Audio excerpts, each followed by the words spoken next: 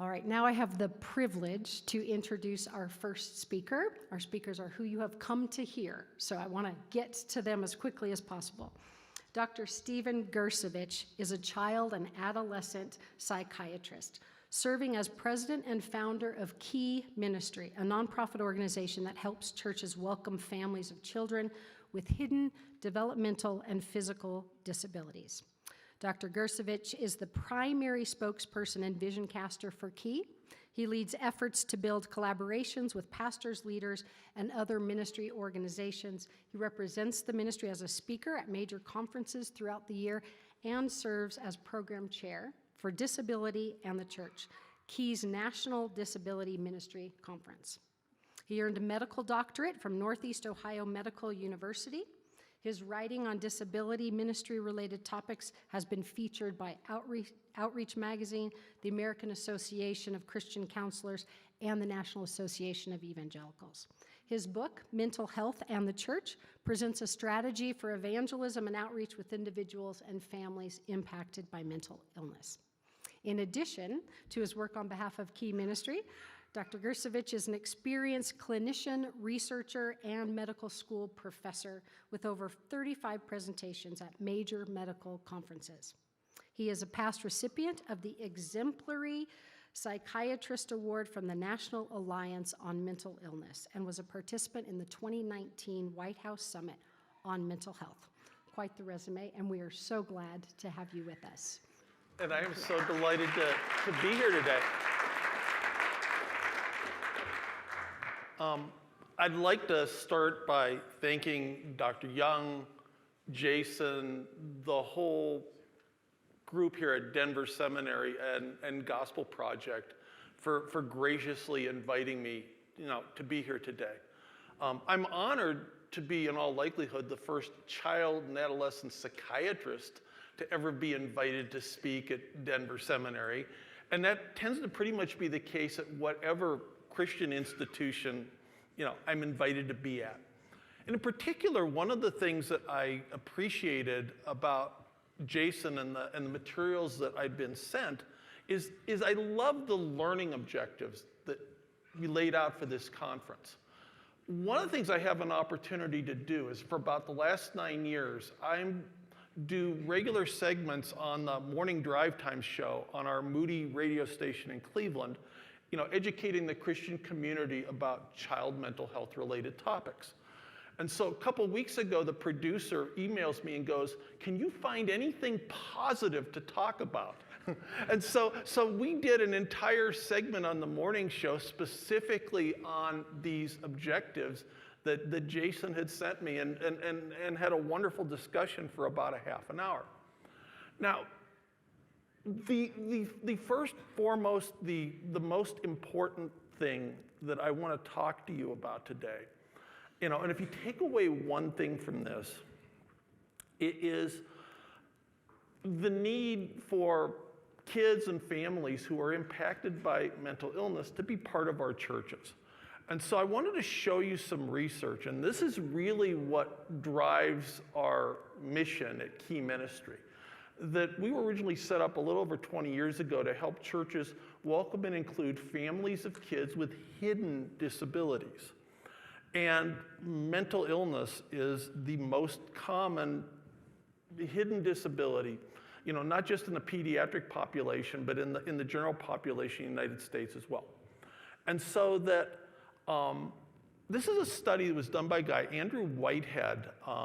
He was at Clemson at the time. He's at University of Indiana now. And it was published about 5 years ago, and that they were looking at data from over 250,000 detailed parent interviews from 3 different waves of the National Children's Health Survey. This is the study where you get the statistics about 1 in 36 kids having autism. And it turns out one of the things that they ask as part of this study is whether your family has attended a church or place of worship at any point in the last year. So what Dr. Whitehead did is that he went through, looked at some of the data and was looking specifically at how people answered that question based upon their having a child in the home with a disability. And so as you can see, if you take a look the screen. And this is no surprise to anybody who does the work that we do. Having a child with autism decreases the likelihood of that family setting foot in a church by 84%. But it's 73% if you have a child with depression. It's 55% if you have a child with oppositional defiant disorder, conduct disorder. It's 45% if you have a child with an anxiety disorder. And that we know in the adolescent population in the United States, anxiety disorders are far and away the most common mental health condition that we see. It's around 20% when you take a look at families who have kids with ADHD. And we know that 1 in 9 school-age kids in the United States and 1 in 5 boys has gotten at least one prescription at some point in their lifetime for ADHD medicine. And so when we look at this, when we look at this whole phenomena, the impact's actually broader than that, because all of these kids have, they have siblings, they have parents, so that while it's 20% of the school-age population in the United States having one or more of these mental health conditions, the impact is even broader than that, because it's more than 20% of families that get impacted. And it's not just the kid who has the disability, it's their siblings who don't get a chance to be part of Sunday school or youth group. It's the parents who aren't coming to worship every week and being exposed to sound gospel teaching. And when we think about like all the challenges that the church is experiencing nowadays, that all of these folks have gifts and talents that are God-given and intended to be used, for giving him honor and glory and building the kingdom. And we as a church miss out on all of that when this large segment of the population, isn't with us. And I would go so far as to say that, like, when you look at some of the data that's out there, and there's stuff from Baylor Study of Religion where they've looked at this in adults. Like, an adult with anxiety or depression on any given Sunday is 50 to 60% less likely to be, to be at a church service. I would argue that this may very well be the largest underserved population in North America, when it comes to the church, looking at sheer numbers. And so a lot of the focus, and specifically what I do as part of our ministry, and we'll talk about a little bit of this in a minute, is helping churches to develop an outreach and inclusion strategy to overcome some of the barriers that get in the way. And so this is going to be the discussion during my breakout. And we'll talk in a little bit more detail about why folks have some of these challenges. But our model is based in a cultural model of disability. And so when we start looking at some of this, that a lot of these kids who struggle to go to church may actually be very successful in school. They may be very successful in sports. That they may do well, in a broad variety of activities. But there are certain expectations that we have. And like when we speak about church culture, I would talk about our expectations for how people are going to act and interact when we get together for worship, when we get together for Christian education, when we get together for fellowship, when we get together to serve. And there are certain attributes that are very common among kids and adults who have these mental health conditions that makes it very difficult for them to enter into our culture. So that, for example, like when we're doing training or working with a church or churches, like one of the exercises that we would give them is, we have a family living down the street from your church, single mom, 2 kids. Their 9-year-old son got invited to Vacation Bible School by one of his friends, loved it, and wants to come to church every Sunday. That kid has ADHD and dyslexia. Mom has a social anxiety and agoraphobia, and his 6-year-old sister has separation anxiety. Think about everything that could go wrong the first time that family attempted to come and be part of a worship service on Sunday morning. And so, when we think about specific barriers would be things like stigma, anxiety. Like if you have a condition where you tend to misinterpret or overestimate the extent to which you're being judged by other people. You know, being at church, you know, coming and checking out a new church would be a major challenge for you. If you have like a condition like ADHD or another mental health condition that affects your executive function, you know, or your capacity for like self-control and emotional self-regulation, coming to church is really difficult. Like one of the most powerful things that I heard on this, and this is like a quarter century ago when our church did our first disability ministry Sunday, is that one of the families that came up and gave their testimony was a couple that talked about what it was like looking for a church in suburban Cleveland with 2 young sons with pretty severe ADHD. And the point that mom made was that people in the church think they can tell when a disability ends and bad parenting begins. and it was so fascinating because I got to watch their older son be ordained as an elder in our church last month, 25 years later. So that there's most definitely fruit to this. But you think about other things. Sensory processing is something we associate with kids on the autism spectrum, but it is a trait that cuts across all of these other mental health conditions as well. And so that the physical spaces in which we do ministry might be, you know, less pleasant, you know, for folks who have, you know, issues with like anxiety or ADHD, for example. Social communication skills. You know, churches are intensely social. And if you think about like, you know, if you had a condition where you have trouble picking up on, you know, body language, facial expressions, you know, tone of voice, inflection of voice, you know, think about how challenging it is to like, you know, to enter into that relationally and to get connected with people and to really feel like you belong. Social isolation is a huge issue for these families too, so that, you know, families who have kids with these issues, they're not necessarily like, you know, on the soccer field every Saturday morning.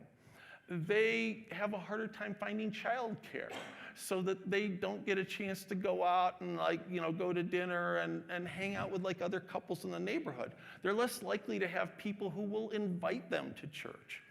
And then the other piece of this, and this is a multi-generational thing, because one of the things I learned about 30 minutes into child psychiatry school is that kids with issues tend to have parents who have issues. And that oftentimes, like, we have these multi-generational experiences of people, you know, who have struggled to engage and have a positive experience at church. And so that's a burden oftentimes that we need to overcome when we think about welcoming and including these folks. So when we step back and look like, well, why are we dealing with this crisis, and what are some of the things that are in play at this point that we need to consider? Technology, it's been well documented. You know, all of the negative effects, you know, of technology on our kids. But also at the same time, it's very difficult to be a kid nowadays without having access to technology, you know, because so much of their socialization is done online. And that, you know, when we were talking on the morning show like a couple weeks ago in Cleveland, that you know, the host was discussing how, you know, his 13-year-old son wouldn't have any friends if he didn't have online access and didn't have access to a cell phone, because he'd have no way of communicating with them. You know, family structure plays a role, and this is a place where I think, you know, as evangelicals, we're at an advantage in that, like, you know, God's model and our anthropology, you know, for what families look like and how children are raised produces better outcomes. You know, kids from single-parent families, kids from divorced families struggle more with mental health issues. One of the biggest things that I was struck by during COVID, and it's something that we've known all along, especially for kids with anxiety, is the extent to which kids learn their coping mechanisms by modeling what adults do in their lives. And that it was fascinating that there were certain, you know, that there were certain neighborhoods or certain communities in our area that struggled more so with this than others. And oftentimes it was kids whose parents were in the medical profession and were quite, you know, stressed out about what was going on, where their parents were taking all kinds of precautions. they learned how to cope with the situation by watching their parents, and when the parents aren't coping well, the kids have a hard time. School is a huge issue, and I'm delighted to meet Dr. Wilson because we're going to do all kinds of cool things together. And that historically, like with what I've done, there's a rhythm to my year based around school. One of the reasons why, for example, inpatient psychiatric care is less available is that the hospitals are empty during the summer. February is actually the busiest month of the year statistically for child psychiatric hospitalizations. And that my busiest time of the year is usually from about Valentine's Day to spring break, because that's when the work is hardest, the most challenging. The burdens that are placed upon kids in terms of like academic performance and interpersonal stuff is great. And so a lot of times, like one of the things that we're doing with a lot of these kids is that we're pounding square pegs into round holes. And that, you think about, environmentally dependent disabilities. One of the things I find fascinating about ADHD is that there are 3 times as many boys treated compared to girls. There are significantly more women treated compared to men, and that there are no sex-linked genes that have to date been associated with ADHD, and so that when kids have a hard time sort of fitting the expectations of what's demanded of them in school, given the disproportionate importance in terms of being able to provide for your family, future opportunities work-wise, education-wise, that's a big issue. Social isolation we touched on before, that folks need community, and this is actually one place where I think that we as a church have an opportunity, to step up because we do community well, and so. Again, when kids are less likely to be playing outside with one another in some unstructured activity, as folks, tend to isolate themselves and drive, to and from home to work, not necessarily like making relationships with or knowing the people that are their neighbors. For our kids, that's very much been an issue. Consequences of the sexual and gender revolution.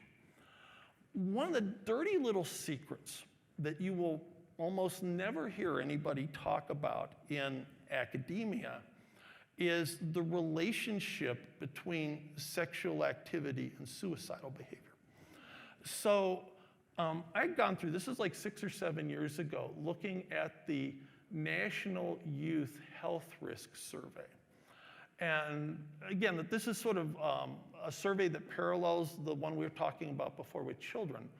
And one of the things that they had found was that, again, sexual activity was a very significant predictor of suicidal behavior, to the point that when they looked at suicide rates among boys who had had sexual relations with someone of the same sex or the opposite sex, and the opposite sex, or the opposite sex.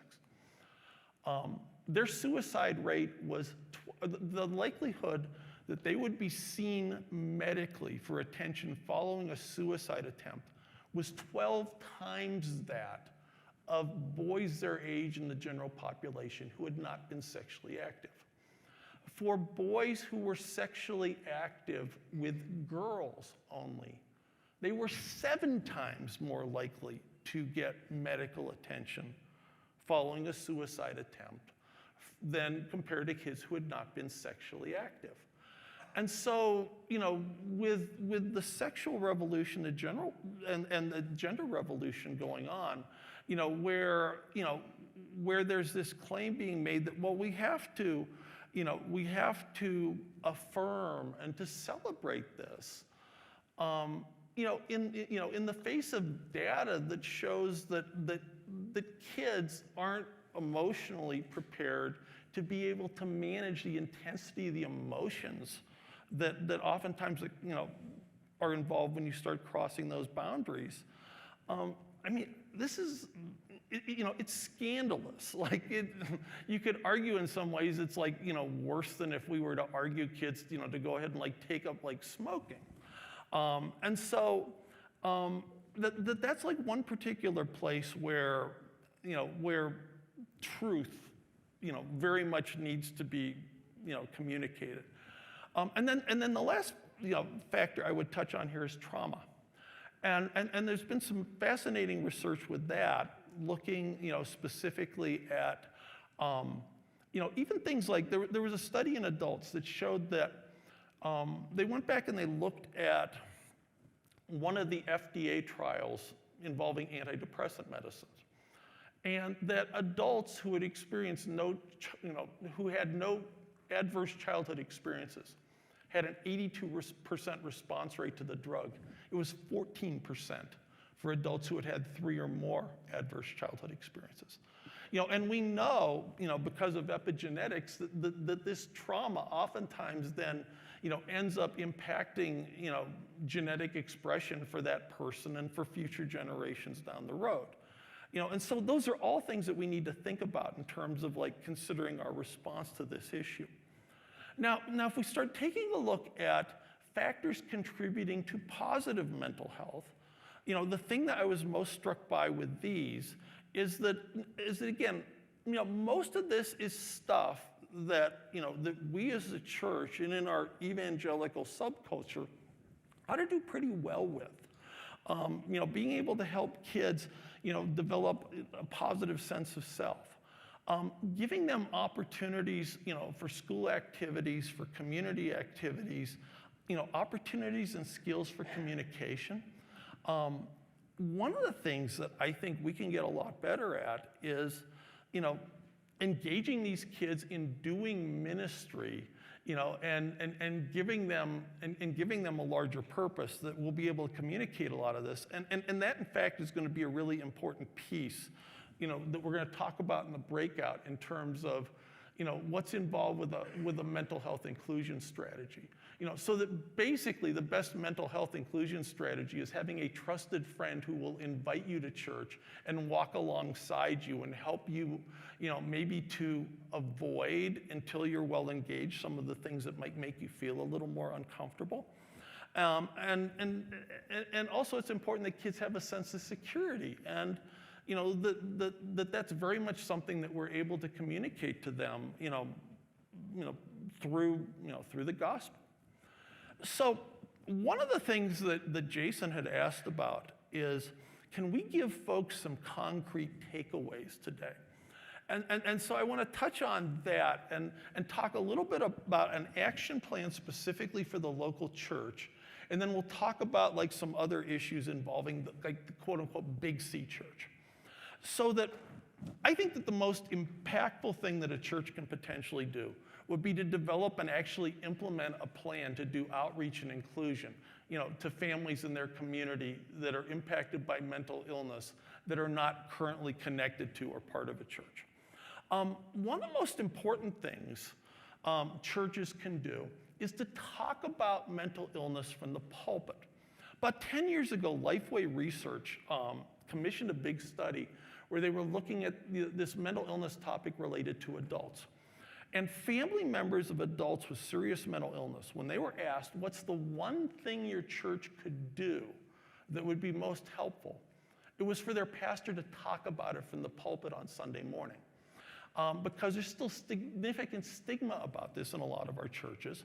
And that by pastors talking about it, it gave people in the church permission to be able to share their concerns and their struggles with other people. The third thing that churches can do, and in the Lifeway study, it's interesting because this was the biggest disconnect between what churches claim they could do and what families said in terms of what supports were available, is providing referral assistance to culturally competent professionals and treatment facilities. And one of the things that I would add to this is that I think that it's really important that Christian leaders or folks who, pastors, church staff, if you're working on something like this, it's important to vet these people.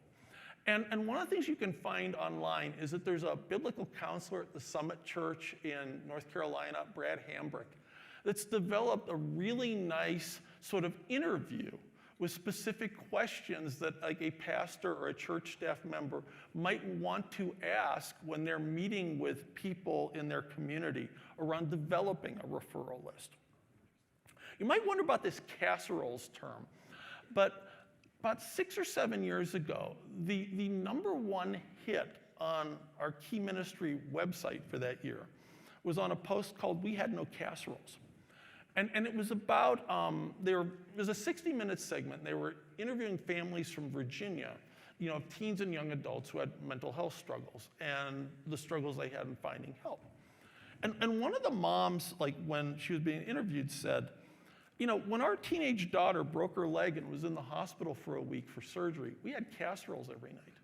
6 months later, when she overdosed and was in a psychiatric hospital, we had no casseroles.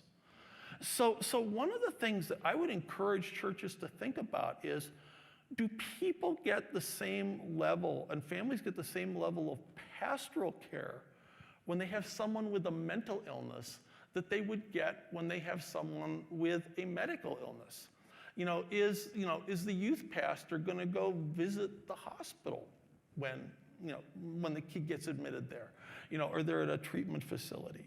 Will the family get meals if they're busy from 4:30 to 7:30 every night shuttling their kid off to some intensive outpatient program?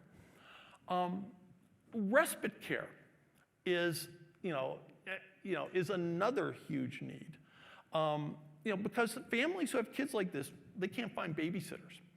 And one of the things that we know, it's interesting looking at some of the research in the disability ministry realm. The divorce rate, for example, in families where they have a child with autism is no different than in the general population. If their kid also has a mental health condition on top of their autism, the divorce rate soars.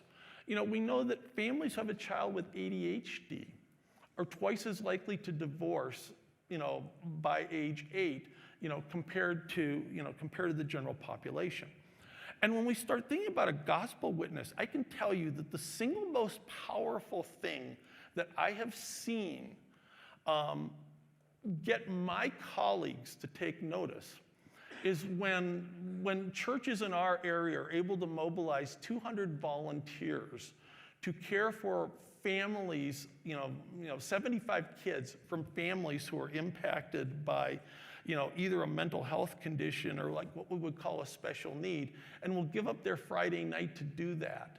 And when families start coming into their clinics and talk about this stuff, it blows their minds because it makes them rethink all of the false assumptions that they have, about Christians and Christianity in terms of being insensitive and uncaring to the most vulnerable. Foster care and adoption ministry, is a great, is a great place for churches to think about doing mental health ministry. For the longest time, part of how I thought we would gain entry into churches is coupled with, churches that are doing, and encouraging adoption and foster care.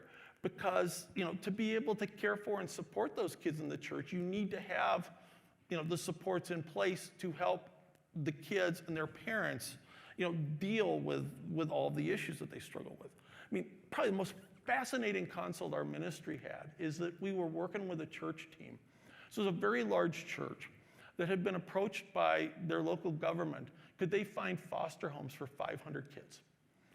And you start thinking about all of the different impacts that has. What kind of training do the church staff need? What kinds of mental health supports are the parents going to need? What are the implications when you have kids coming in who may have been sexually traumatized and are prone, to maybe act that out for other people when you start thinking about like staffing and supervision issues. But foster care and adoption ministry or mental health ministry. From an outreach standpoint, mental health education is oftentimes very, impactful and powerful. I know one of the things that I've been asked to do in our area is that there are churches that will do specific nights, where they'll invite a professional in to talk about issues and then use that as an event to, for members of the church to invite folks in from the surrounding community and promote it as such. You know, you do an event like that, families, you know, you're communicating that they're likely to be welcome. And the same Lifeway study showed that when they interviewed unchurched adults, 55% of them believe that people with mental illness are not welcome at church. And so that changing those, perspectives becomes really important. And then the final one I would add is biblically based support groups. There are two ministries we work with very closely. One's called Fresh Hope, and one's called Mental Health Grace Alliance. They literally have biblically based mental health support groups up and running in hundreds of churches across North America and beyond. And each of them have biblically based mental health support models specifically designed for teenagers. And so, you know, that's something that churches can offer as a support to their own families. And again, it's a witness to the surrounding communities because, given the lack of access to care, people will look anywhere for support nowadays. What are some things that the big C church can be doing to kind of help with this issue? And one of the things I found fascinating was, like, a couple weeks ago, I was on a plane, and I read that The Great Dechurching is a book that's been really popular over the last few months. And it's fascinating because one of the themes that comes through in that book, and Ryan Burge, who's from Southern Illinois, who's a pastor who does a lot of work around like statistical things, has been looking specifically at the impact that mental illness has had on the Great Dechurching. And so that, for churches that are looking for a way to reverse some of these trends, I think that there's going to be more of an impetus toward folks examining mental health outreach, because, empty pews, are causing people to think about things in a different way than maybe they thought about them 5 years ago or 10 years ago. Our mental health system, I've been doing this now. I graduated medical school 38 years ago. This is as messed up as I have ever seen things, and as challenging a time as I've ever seen for families who are looking for support. And so that thinking like, as the large C church, what do we do in terms of caring for our own people, and serving our neighbors, is an issue that's very much on the table, and it's an opportunity. And we have the ability, to brainstorm and innovate and think about new ways of supporting people, or addressing gaps that haven't been addressed up to this point in time. And then one other thing I think we need to do is that, one of the challenges with this, and maybe why it hasn't gotten more traction, is that, like, in the church, like, having a few, like, recognized experts who are embraced by the establishment becomes really important. And the problem is that Christians, and evangelical Christians in particular, have been grossly underrepresented in the mental health field. The last study I saw, which is 20 years old, showed that Protestant Christians were underrepresented in psychiatry by a factor of 30 compared to our share of the general population.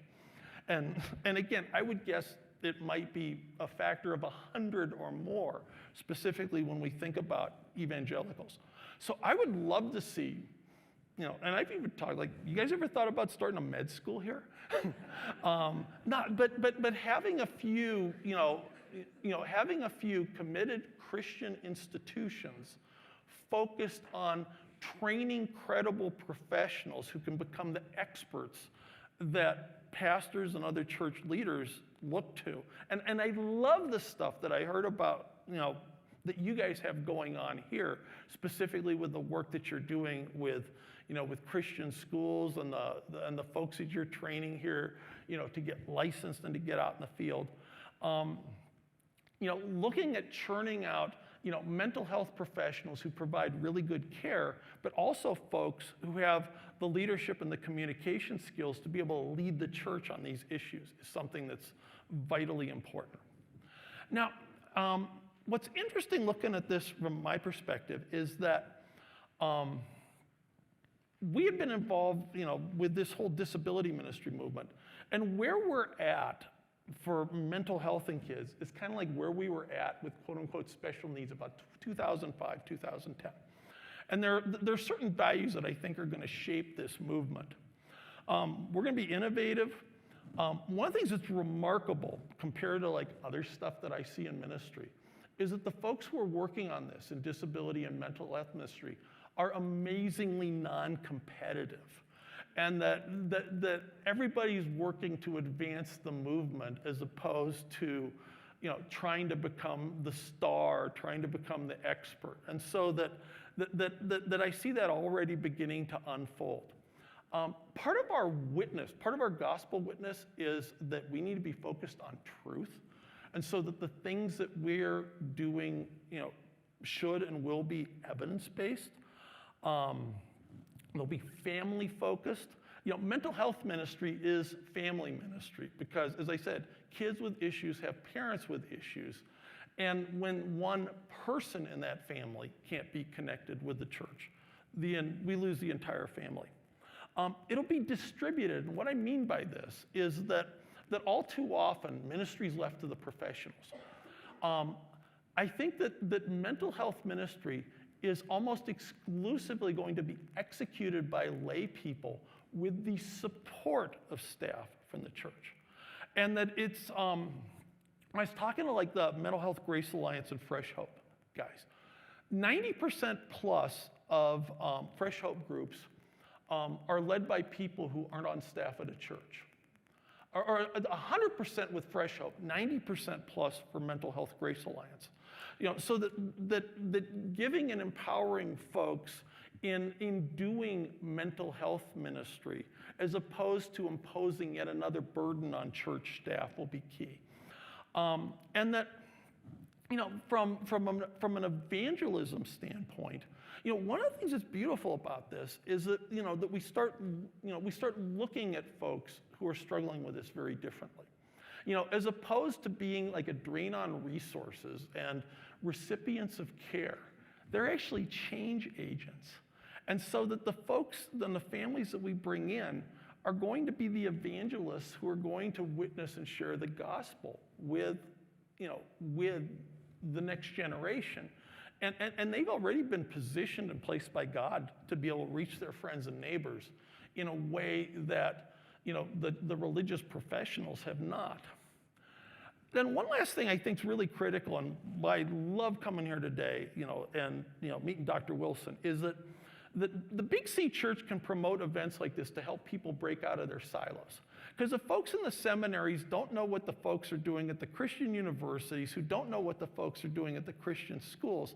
And we have lots of experts and people who have really interesting ideas. And we need to get them, have a chance to like meet one another, create synergies, get to know one another, and let the folks in mental health ministry know about the cool stuff like Dr. Wilson and some of his trainees are doing here. And so that, that when institutions such as this one organize events where we bring people from across disciplines and across silos together to solve problems, that's very powerful. And so, it has been such a privilege to share here today. What I don't want this, to be the end of the conversation, that our ministry, we have folks who are trained. Catherine Boyle's our mental health ministry director, to come alongside any of you if you're in a church or parachurch ministry looking to do more to serve folks in the mental health community. Feel free to reach out to me. Feel free to reach out to Catherine. If you take your phones and click on the QR code, we created a special page full of resources specifically for this event. And one of the things I was praying for before coming here today was that when I get back home to, bleak Cleveland, where, we have not only never won a Super Bowl, we have never even been to a Super Bowl. One of the things I hope would cheer me up is that when I find like my email inbox, it'll be filled with folks, from across the church, pastors, Denver Seminary graduates, folks working in schools, folks working in other kinds of ministry that are interested in learning more and getting resourced and getting connected with other people and getting helped in advancing this ministry. And so again, I'm honored to be here today. Thank you so much for the privilege, and I hope that this won't be the last time we meet. Thank you.